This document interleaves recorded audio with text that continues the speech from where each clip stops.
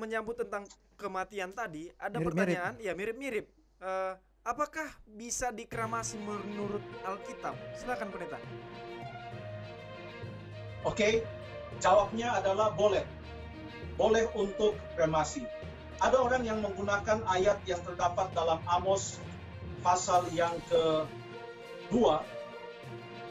Amos pasal yang kedua ayat 1 yang mengatakan, karena 3 perbuatan jahat Moab, bahkan 4, aku tidak akan menarik kembali keputusanku. Mengapa?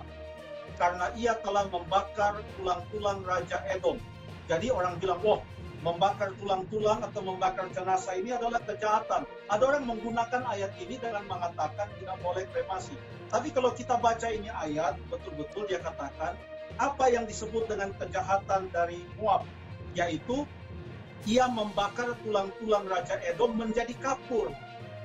Jadi bukan menjadi abu, tapi dengan tujuan membuat kapur untuk penggunaan-penggunaan tertentu, untuk mengecat rumah, untuk kebutuhan-kebutuhan lain. Jadi dibuat sebagai komoditi kapur. Ini adalah tindakan yang sangat keji terhadap ciptaan Tuhan, di mana orang mati itu dibuat sedemikian rupa sampai diambil kapurnya. Mungkin untuk menggambarkan bagaimana seorang yang mati itu diperlakukan dengan baik karena dia adalah ciptaan Tuhan.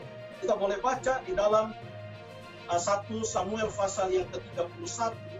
1 Samuel pasal yang ke-31. Saya buka kitab saya pelan-pelan. Ayat yang ke-11 sampai ayat yang ke-13. Jadi pada waktu itu Saul, Yonatan anaknya, dan anak-anak yang lain mati dalam pertempuran, dan mereka dibawa oleh orang Filistin, bahkan katanya digantung. Lalu datanglah orang-orang yang berani dari Yabes Gilead, ayat yang ke-11. Ketika penduduk Yabes Gilead mendengar tentang apa yang dilakukan oleh orang Filistin kepada Saul, ayat 12, maka bersiaplah segenap orang gagah perkasa, mereka berjalan terus semalam-malaman, lalu mengambil mayat Saul dan mayat anak-anaknya dari tembok kota Bet-Shean. Kemudian pulanglah mereka ke Yabes. Lalu apa yang mereka buat? Dan membakar mayat-mayat itu di sana. Mereka bakar. Lalu ayat yang ke-13, mereka mengambil tulang-tulangnya yang dibakar itu, lalu menguburkannya di bawah Tamariska di Yabes. Sesudah itu berpuasalah mereka 7 hari lamanya. Kebiasaan mereka untuk berkabung selama 7 hari lamanya. Jadi ini menggambarkan bagaimana mereka menghargai nilai manusia yang diciptakan menurut gambar dan rupa Allah.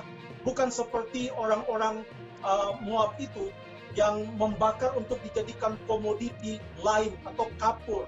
Ini mereka bakar untuk ditangani dengan baik, untuk diselesaikan dengan baik, dikebumikan dengan baik.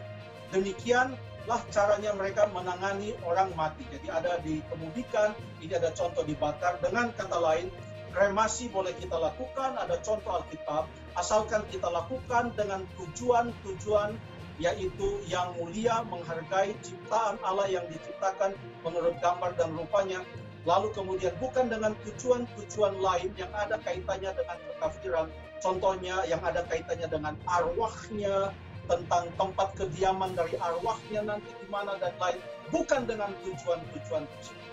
Tapi kremasi itu sendiri dengan tujuan yang baik adalah tidak menjadi masalah. Terima kasih. Terima kasih, pendeta. Jelas jawabannya.